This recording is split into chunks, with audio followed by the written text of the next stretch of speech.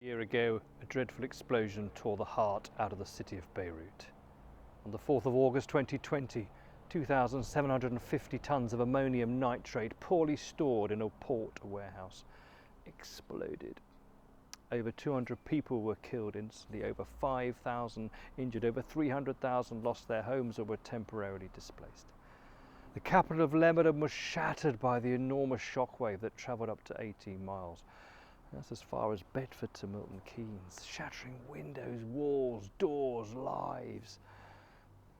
There was an even greater tragedy.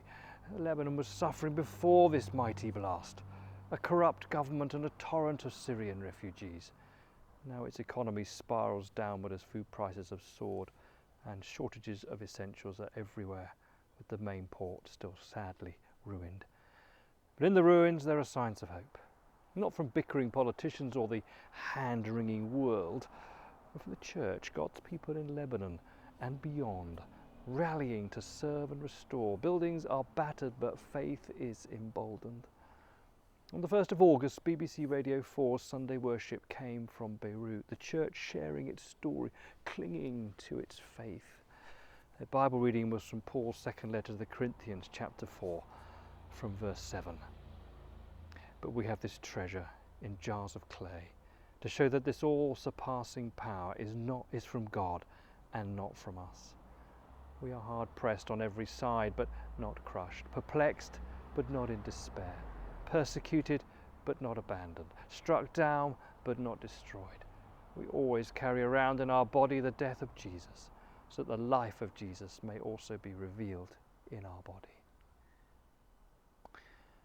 In the days after the blast, the Christians came together to clear and clean and rebuild their church. And as they cleared and cleaned, they apparently spontaneously broke out in song. Count your blessings one by one.